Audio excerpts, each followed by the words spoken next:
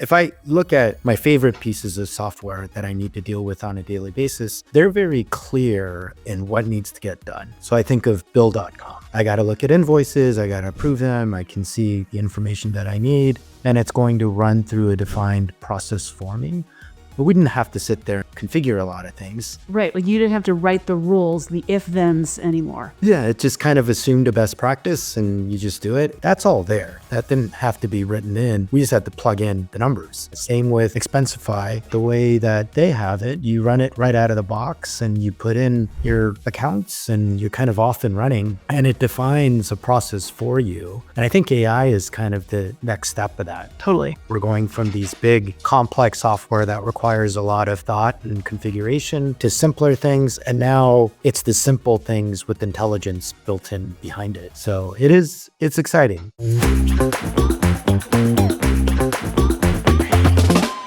Hello, humans. You're here for the Vine Down. I'm your host, Emily Smith. I'm joined this week by my friend and former colleague, Adam Park, who is now the CEO of Softdocs.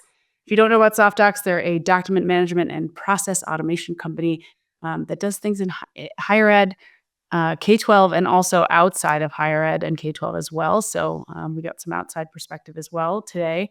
And Adam, you and I are here to talk about sort of the hidden psychological and organizational dynamics that cause institutions to freak out when we ask them to do new things, whether it's new operational things or new technical things. This is something you and I have done many times in the past together, and really, really thrilled to have you on the show today. Yeah, thanks so much for having me. Been a fan of your show and obviously a huge fan of the company and your teams, and always good to get to spend time with you. Yeah, for sure. And Adam, for our listeners out there, Adam used to be my boss. I actually worked for Adam for a number of years at another company. Adam, I'll never forget the first time I met you, which was after getting stuck in Chicago O'Hare for an entire night before starting a brand new job, rolling into that new company's offsite and walking into like an auditorium style setting where you were addressing an entire large team. I walked into the door feeling like 0% of a human. And you were like, here's our newest team member, Emily Smith. Emily, what are you going to do for us? So thank you for putting me on the spot many, many, many years ago and for continuing to do so ever since. And thank you for having me on. Yeah, I remember that. I remember that vividly because we had crazy storms even in Philadelphia, but I think it was all over the country at the time. Yeah, for sure. Anytime you spend a night on the tarmac in O'Hare is a good business trip, right? So, Adam, the thing I want to chat with you a little bit about is like this move that you and I have made as consultants over time is sort of like the goal that we set for institutions when working with colleges as a consultant, which is the privileged place that you and I get to be in, right? Where an institution might listen to the consultant above and beyond their own internal staff. But it often feels really rocky, and we've like watched this unfold over time. We've watched when we talk about emerging tech or new technology for an institution in higher education, that like this change management discussion can get and feel like really, really rocky. And there are some sort of like institutional, psychological, and organizational behavior patterns that sort of come to play that we don't often talk about in higher ed technology conversations. And that's kind of what I want to lift up for the show this week. So I'm curious if you can talk a little bit about the unspoken fears that we have noticed over time that kind of lurk beneath surface level resistance when we as consultants come in to offer system change or new technology. What do you think comes to play for groups in higher ed? I think a lot of things, and certainly post-COVID has added to, I think, the challenges. I think from a leadership level, currently, what I see a lot is just a fear of change because there was so much change through COVID, and especially around technology. You're talking about, for most traditional schools, nothing being virtual, and all of a sudden having to move an entire operation of thousands of students, employees, faculty, bringing it all online and having everything done through software. And they were forced to do it. There was no adoption. There was no proper training. It was almost overnight that this had to happen. So I think there's certainly a technology and implementation fatigue that schools are dealing with today. But I think even before COVID, and I remember a lot of the meetings you and I would have with customers and going on site. I think it starts with leadership. I think some of the challenge is really uh, how do you create a vision that excites people about change? And usually, when you and I and even in the world that I'm in now, um, change is forced. In 80% of cases, it's because there were enrollment issues or because competitive schools are using newer technology and you have to keep up. And so you're almost kind of reacting to something. In my world, it's because of cybersecurity and schools feeling like they can't store all these important documents on site anymore and needing to move to a more modern platform. Often that's not driven as a strategy. It's a reaction, almost like a compliance thing. So I think one of it is just the tone that's set across the organization, and I think like all of us, change is just hard. I mean, it's goes back to the who moved my cheese and all of those things. But it is. I'm not sure higher ed is unique, but I think there is a lot more of that embedded in the culture of higher ed.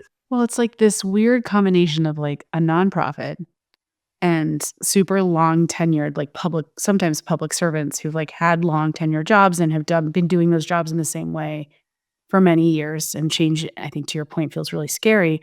I also think like the difference between saying to your team, like as a leader, I think a lot about like conscientious comportment and the ways in which like I behave and my team like watches.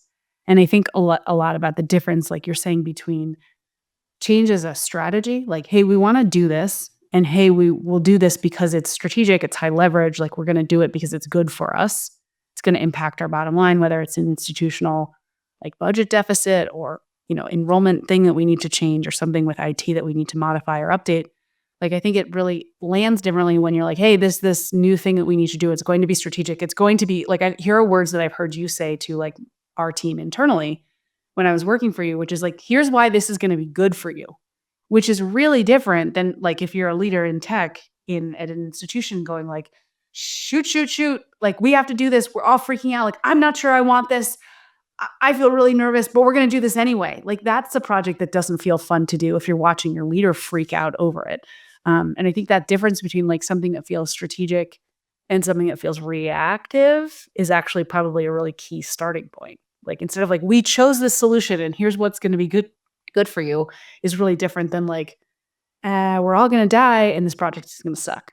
I wonder, Emily, if you're facing something similar, and now uh, you're asking admissions offices to perhaps look at recruiting and prospecting in a different way with AI. Are you facing similar challenges that you did with software? That's such a good question. And what you're getting at is like how does AI land differently than like SaaS software as like a thing we implement in higher ed? Yeah, I honestly like what I think is easy in the CRM world. If we're like talking in our historical, like if you're not gathering this audience, like Adam and I used to work for a CRM company together, and I think what feels really easy in the CRM world is like everyone knows you have to have a CRM. Like it's not like whether or not we're gonna do CRM. It's like which CRM are we gonna do? So there's like table stakes in software, at least on the CRM side, that feel easier, right? Like instead of making the case for like you need this thing, you're just making the case for your thing versus another thing. Um, when you're asking a college to implement an AI solution, they're looking at like, well, should we just operationally keep doing what we're doing, or are things painful enough that we need to innovate? Interestingly, I think in like the last 6 months, the pain of running a purely human process has become really, really clear, particularly in admissions and enrollment, because like it's just not successful. And we see all of these indicators of this, like admission staff are really sad and they're quitting and we can't hire for the roles and the jobs seem hard and we're not enrolling the class and application numbers are up, but our yield is torpedoing and enrollment cliff and demographic cliff and all of these things that are like converging on this like desire to actually innovate, which makes AI feel exciting, I think, to schools in a way that like CRM would never have felt exciting or like sexy because it's like, oh, you're just offering me a better filing cabinet. And I guess from your perspective, like, I know you're trying to do the same thing. You're like asking schools to like innovate process in a way that might impact budget or operational efficiency, like in a major way. Like, I know that's what you're trying to do with soft docs. Yeah, it is interesting because you and I have been in higher ed for a long time, and I have probably seen more schools literally close down in the last few years than I probably have in the 20 years prior to that.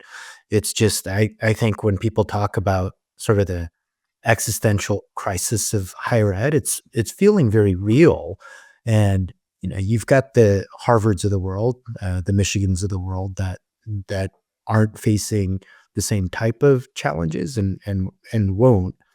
But for a lot of schools, it is it. I think there's a sense of urgency that I wonder will cause leaders and staff um, to just look for innovation and to be more proactive about it, or at least more open to it.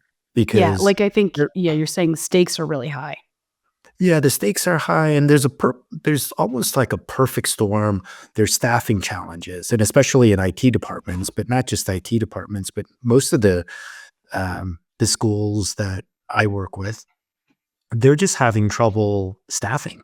And what used to be a career that you start and you have job stability and you'll be there for 20, 30 years and get tuition discounts for your kids, it doesn't have the same appeal, I think, with the workforce today. And so there are staffing challenges, there are budget challenges, there's the unknown of the new administration. Are student loans going to be uh, privatized again, causing this, the cost of college to be more expensive on top of the demographic challenges, um, the future of federal funding. I think there are just a lot of things happening that are causing schools to think more creatively. I mean, I still go into schools and see the way that they're doing things in certain areas, and their digitization of what they did in the early 2000s was basically moving paper to PDFs and then nothing else. But behind the scenes, I'm like, this is exactly what you were doing 20 years ago. You've just now replaced a piece of paper with the PDF, but you're still hand entering things and shuffling, shuffling files around and emailing things around. So it is, I think there's just hopefully there's going to be a move for schools to want to be more efficient, more modern, that will help drive a lot more innovation. Well, I think certainly the schools, like, and I remember actually the CIO that said this to both of us at a public institution in the Southeast. And I remember him saying, it's the CIO at a brand name college. And he said, look, my job is to be the strategic enabler of all of the business units of the college. And I thought, like, what a great tenet to operate under as a CIO of an institution. Because I see it falling out two ways. Like, if you're saying, like, yeah, the stakes are high and times are dire, and there's a lot of like operational efficiency that can be cleaned up so that our institutions can be open. Like, that's the summarizing thing that we're both saying. I think you can fall out into one way or the other. One way is like, okay, let's get hungry, let's innovate, like let's make this change feel strategic, the way you were sharing at the top of the show. The second is to like get scared and to sort of close in on yourself, whether you're like closing in on yourself as an enrollment operation or as like an IT group, to be like, we need to like silo and protect. And that will essentially like lower the value of your work. It will make you more siloed and actually make you less organizationally efficient or operationally efficient. And I think some of the new technologies, like if you go that way if you're a CIO listening and you're like, yeah, I view it as my job to be the strategic enabler of the business units of the institution, like that's the highest order work. Um, and I'm curious, we've had this experience where institutions, and actually I think you felt this as like a management consultant before even working in higher ed. Like, why do institutions or organizations hire consultants and then struggle to actually like hear them and like execute what's being recommended? Is it more of the fear? Or is there something else to it?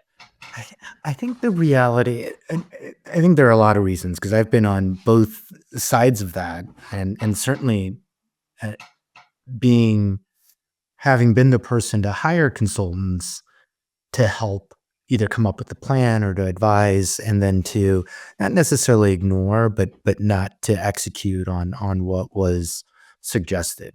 I think it sometimes just comes down to bandwidth, the ability to execute. Maybe not just bandwidth, but experience. A lot of times, driving change is difficult, and if you don't have the right people in the organization that can help execute on a plan, it could be a great plan that just can't get executed. I think sometimes it's that. Sometimes is it just doesn't resonate, right? You can hire a consulting firm and spend a lot of money and have them give a lot of recommendations that you just don't believe in. And the exercise, and sometimes I think the value of the exercise is is important, even if their conclusions or plan isn't exactly on the mark. Um, I remember we've done this a couple of times at the last company we were at, where we would bring in consultants to advise on various things, and we kind of pick and choose what we wanted to execute. And from the outside, it would look like we're just ignoring what was suggested. But I think at times when you're within the organization, you know what's going to work and not work. So sometimes I think it's more intentional and thoughtful than just not executing on it. Um, but yeah, what have you seen? Because you've literally done this, where you go in and you advise customers on how to use the software that they're already paying for in a more valuable way, and they wouldn't do it. Yeah, it's like a fear and trust matrix, right? Because I think about like the next question I want to ask is like around sort of like baggage and scar tissue, because a lot of institutions, like when you're approaching them with like something new, they're like, well, our last implementation of the last software was really hard. So we sort of like assume the worst moving forward. But I think there's this like matrix between like fear and trust that I actually think is really important when you're trying to get an institution to do anything new. Because there's sort of like this validation of like past experience, this vision setting of future, and then all the while sort of like building trust in slow ways to figure out like how to build enough positive psych to start chipping away at the long punch list of work that like we, the consultants, are trying to like feed out to the group. And I think like it's sometimes really slow going, probably because of that scar tissue, right? Like, how many times do you think you and I have heard like how a past project is impacting like current sentiment about a new initiative? Like it seems to happen a lot, right? Yeah, and I'm dealing with that. I'm talking to a customer now, or potential customer, who is coming off of a 2-year failed project, and sort of the feeling is, because that was so painful, we just don't want to do it again, even though the need is there and they have to do it. It would almost you would almost think that it's counter to that. It's the last one failed, so I'm going to go out of my way to make this successful. And our friend Mickey over at Kennedy and Company, has lots of great advice on how to make sure a project is successful. But I think there are a lot of times where, I think in higher ed in particular, where software is brought in to solve a process question, and so there's an expectation that the software is going to come in and deliver the process that they so painfully need.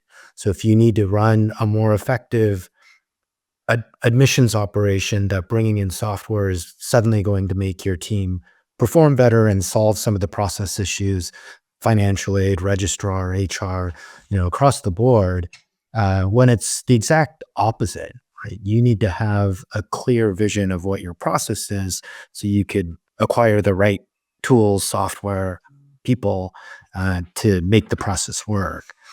So I think that's another big part of it. It's interesting that you're like attaching to process. And I do like, I appreciate the shout to Mickey Baines, because I think Mickey is a particularly good example. And folks, if you don't follow Mickey, you totally should. Mickey is like a super good example of someone who can like make you feel good about doing hard things and like making those reaches.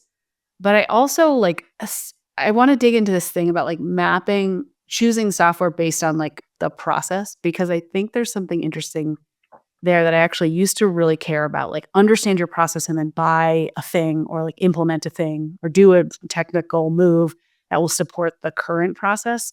I actually think that new technology is like better at, see if I can say this well, is better at helping you reach desired outcomes and redefining the process. Like I think it's now true that with like better software or more advanced AI, for example, that you could describe an ideal end state and have AI figure out how to get you there in a way that like I don't think I would have said that a year ago. I would have said like you really need to understand your business process and then you need to map exactly to that. Is your perspective on that changing, or are you like hardcore attached to like current process? I'm like more willing to blow it up, I guess, than I used to be. Yeah, you know what? I agree with you because this has kind of been happening in software. We went through this phase of big enterprise software and you have to configure it and you bring in an outside team to help you configure it and you got to have answers to all of these things. But if I look at my favorite pieces of software that I need to deal with on a daily basis, they're very clear in what needs to get done. So I think of bill.com, right? Just I got to look at invoices, I got to approve them, I can see the information that I need, and it's going to run through a defined process for me.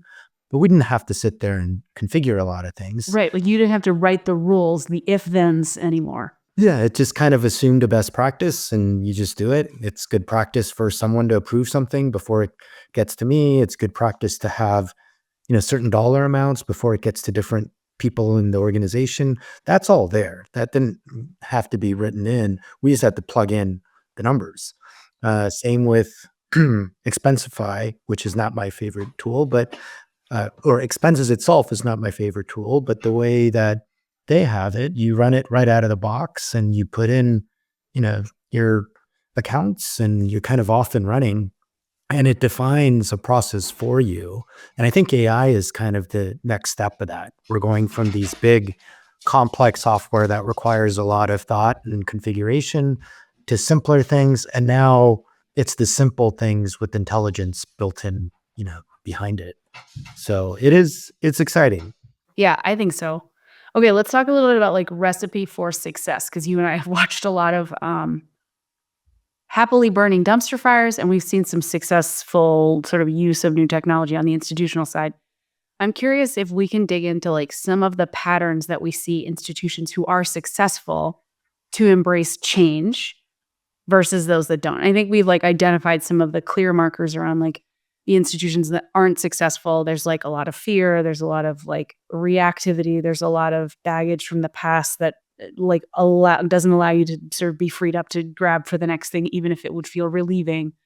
But what are some of the things that go into that recipe around like successful change, embracing change successfully versus failing? Like, what do we think those tenets are? Yeah, I'd love to hear your thoughts. The first three things that come to mind for me would be vision, the why. Why are we doing it? Get people excited about it. Because rarely are you implementing software just to implement something. It's to build a better class. It's to improve your staff's life. It's to make things easier. There's some bigger reason. So I think that's really important. The second is sponsorship. You and I run into this all the time, making sure that the people that are making decisions are bought in and care about the project. And then I think the third is just giving people autonomy and agency to make decisions and to not save everything up for these big committee meetings and to be able to just have clear designations that here's your lane and anything that we need to do to move this project forward, you're allowed to do it. Okay, so you're like rolling this up under sort of like some why stuff, and I want to bring a bit your framework to that for a second, in a second. But there's sort of like the why component, then there's like vision, sponsorship, and agency as sort of part of the recipe for success. Am I getting that right? I think so. And I think that's true whether it's software or a different initiative, a different way of speaking to your customers, for instance. Um, I think that that all still holds true. Yeah. Okay, I'm gonna put you on the spot. I'm curious if you were to set a vision on a new project or initiative, and this is something that like I've seen you do as a leader, my manager, an executive in a company. Also, I've seen you do this for institutions to set a vision. What do you think the particular aspects of like vision feel important? Like if you were to create a vision, like let's say you and I are putting together, like you and I have a consulting engagement for a college tomorrow, and you and I are putting together a vision of like why a college should feel really good about this. What would you say goes into the vision? And I'm going to start you off with you typically, if I were to observe how you usually approach this in my experience, you typically will start by telling somebody why something is going to be good for them. What else goes into that recipe for you? That's like the most I see in the framework is you are really clear on talking about like, here's what we're going to do and here's why it's going to be good for you. What else goes into that vision piece?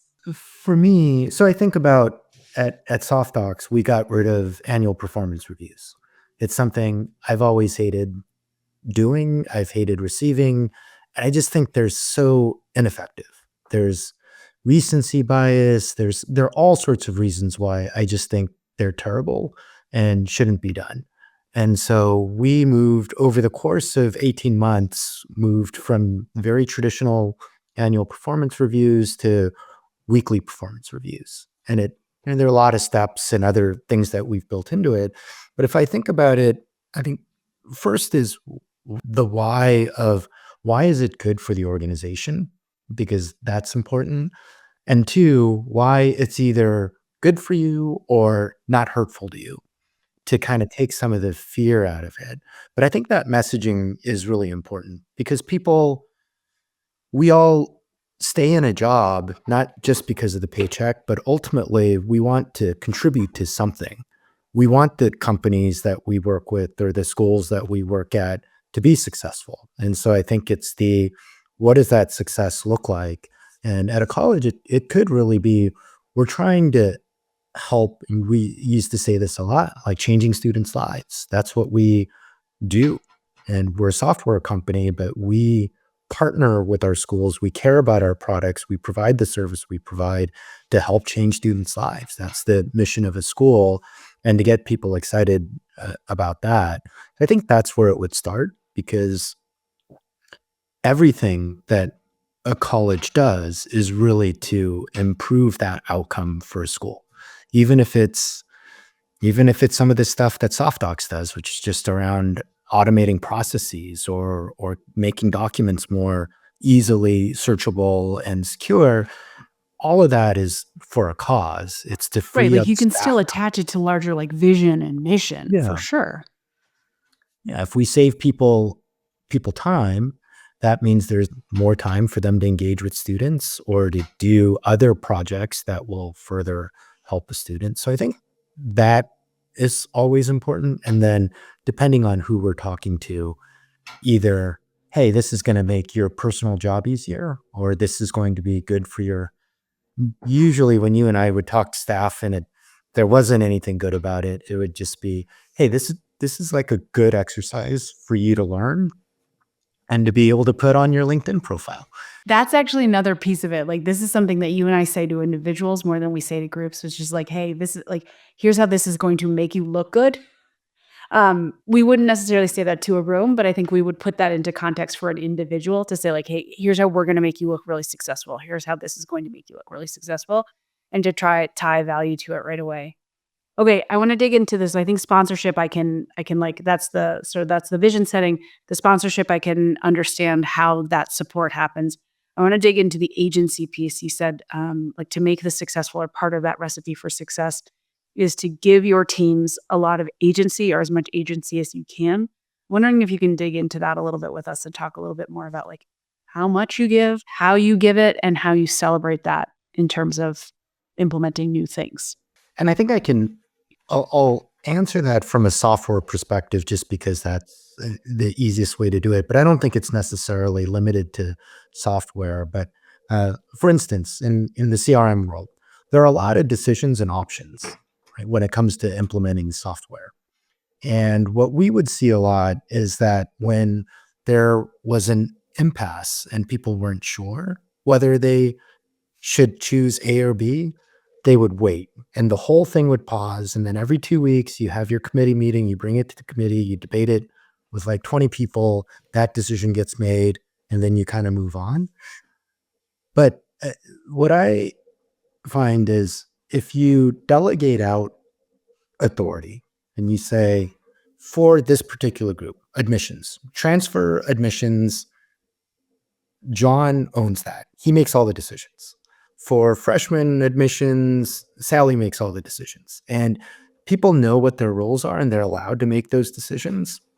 And then use the committee meetings to review and to make sure that decisions weren't made in a silo and everyone's needs and priorities were taken into account. Use that for review, but move forward, make decisions and move. I think that's the important thing. Yeah, we actually talk about that a lot in terms of like the people that we want to hire at College Fine. We actually test for this in terms of like how quickly you can make decisions. Not like how well you can make decisions, but like how quickly you can gather the information you need to make decisions, because it's really important for us to be able to go fast, even if it means like we maybe sometimes break things or we go so fast that we need to then like slow down and fix something. We actually would choose that at our stage of company and at, how we build the team. Like that's really important to us. And like I've watched that time and time again, particularly on the CRM side, is that sort of frozen stuck. And I think something that confounds us on the corporate side that it feels really normal to colleges is like how we view, like we, the vendors, we in the software world, like view shared governance. It feels like confounding when you're like, what do you mean we need to take this to a committee? We're just talking about like how we might label a field or a workflow that we think will be good for everybody. Like, I think that's an interesting way to sidestep kind of the slowness that shared governance offers, is to give people as much agency as you can and then keep work flowing through the project through good delegation, knowing that the people you're delegating to have the agency in order to say like yes or no and play traffic cop in effective ways. Like that makes a lot of sense to me in the context of where we see shared governance come up with institutions. Well, why do you? Yeah, absolutely. And why do you think that culture has evolved in higher ed in particular? That's such a good question. I don't know. I wonder, I'm really curious about it. I wonder if it's institutional mindset as sort of that combination of like we are a civic community serving organization that has to work for everybody in a local community and a diverse set of employees and sort of consumers and our students. Like, is it that? Is it that like it's sort of one part civic, one part sort of like functioning as a nonprofit? Like, because we wouldn't make those decisions in that way on the corporate side, but things are a lot linear and more simple for us and typically a lot leaner. Like, is that what it is? I don't know. It's interesting because working with newer vocational and sort of career school or technical schools, they operate much more like Like a companies. smaller business. And I just Yes. wonder if it isn't, for traditional schools anyway, it's the rankings, it's your class demographics, and this pressure where you the stakes feel really high, right? And to some extent, you've got a baseline of what you did last year. You got to do exactly the same thing but better, and every year is the same. So it's if you make that one decision that makes things worse than last year, then you'd be responsible for really screwing things up. I wonder if there isn't that mentality, because I think about like College Vine or Softdocs, right? Every year looks different. I mean, every quarter looks different, if not every week, right? So we don't really have a baseline. Sure, we have financial metrics, sales numbers, and all of those things, but things are constantly changing. The variables that impact a business like ours changes. So there's this need for us to move fast. There's probably a very good reason why at College Fine, making decisions and moving fast is seen as a valuable skill because the cost of waiting is so painful. And I wonder if at a college that just isn't the case.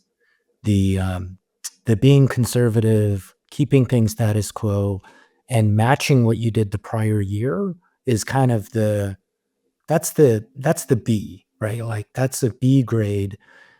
You know you're supposed to be striving for an A, but if you make a wrong decision, you might get a C, and Right. Like then B is still pretty good. Yeah. yeah, I wonder if there's a little bit of that, but I haven't really been able to figure that out. It's like, I mean, it's interesting to talk about this in the ways like that this confuses us. And I think like if we had a person from a college side, they'd be like, well, yeah, it's the same reason that like sales is a bad word in admissions, for example, because we're really talking about like we're not selling this experience. We are, offering the student this like transformational moment in their lives where they're going to come join our community and come out. And I know you've got like college age children. Um, that they're gonna have this transformational experience, and putting sales to it feels a little bit dirty, instead of having it feel, like, tidy the way I think it feels on the corporate side.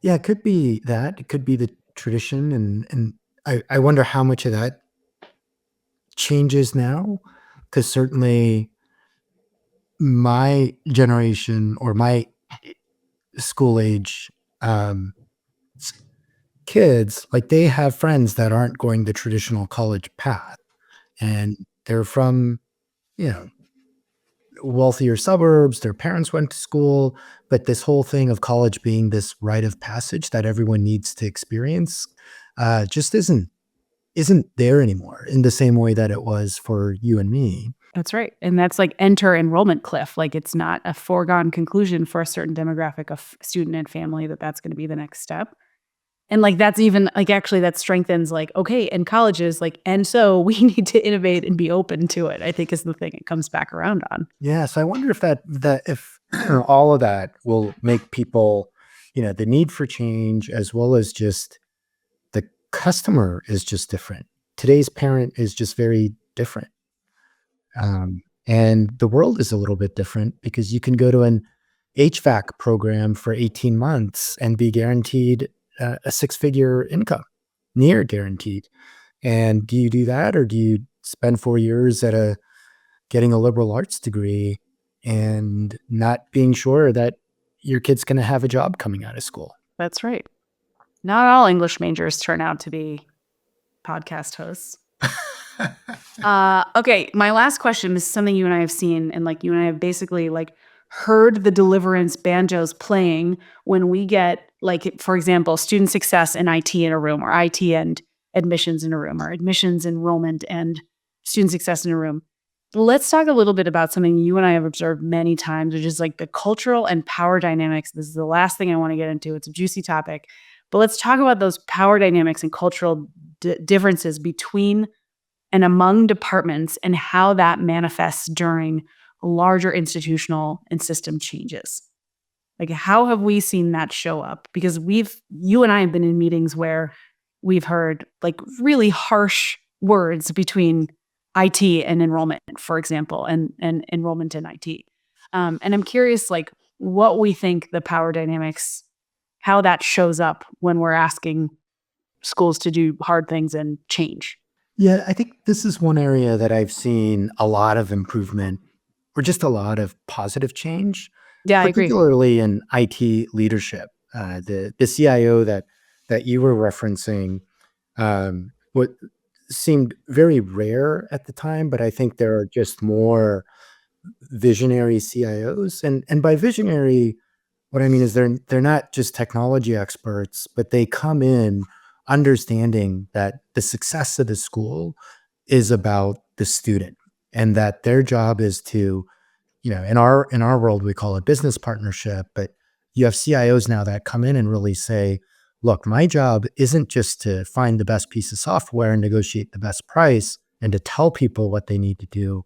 My job is to partner with admissions so we can build a strong incoming class. It's to partner with student services. It's to partner with HR so we could support our faculty. They come in with that type of mindset, and I see that I see that more broadly in the world of HR in our world, right? In sort of the commercial space. I mean, our VP of HR is called the VP of Employee Success because we want to make everyone understand that the department is there to help employees be successful. And it's business partnership. And same with finance. It's no longer just about saying no to things, but it's how do we help each department be more successful? At least in universities, I'm starting to see that with CIOs and coming out of the CIO office. So in those rooms where, if you remember, we'd have the CIOs that were just they came into the room, yeah, over my dead body, or nope, you're not touching that at all. And it was just kind of a standoff right from the get-go. But now I see a lot more, especially now that you have these positions like directors of enterprise applications or directors of strategic systems that are really wired and to come in to support the functional offices. I think that's been a big change. But yeah, what I think is more interesting is when there are handoffs between departments now. It used to be IT being there, but now when you look at the head of a financial aid and the head of an admissions, and they're talking about a process, it does get very territorial still. Yeah, I see the same thing still. I do agree. I think it is getting better than it maybe was like in the state it was 10 years ago. But I think that's one of the places where like we can't afford to mess around anymore. I also think like I view CIOs and VPs of enrollment and VPs of student affairs and provosts. There's been a shift, and I don't know if you're seeing this as much.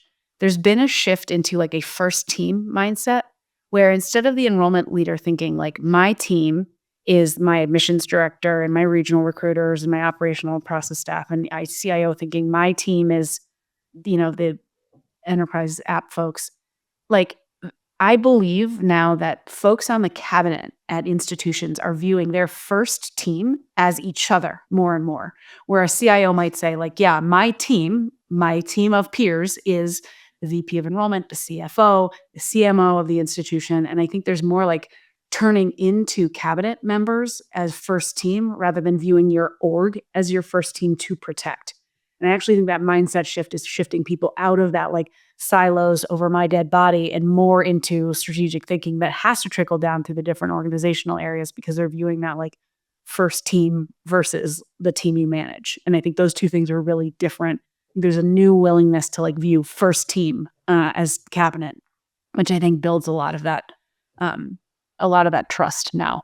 Yeah, that's really interesting. I wonder, and I don't know if this is true or not, but at least anecdotally, it seems that at the cabinet level, less leaders are coming out of academia and more are either coming out of functional leadership or just from the outside.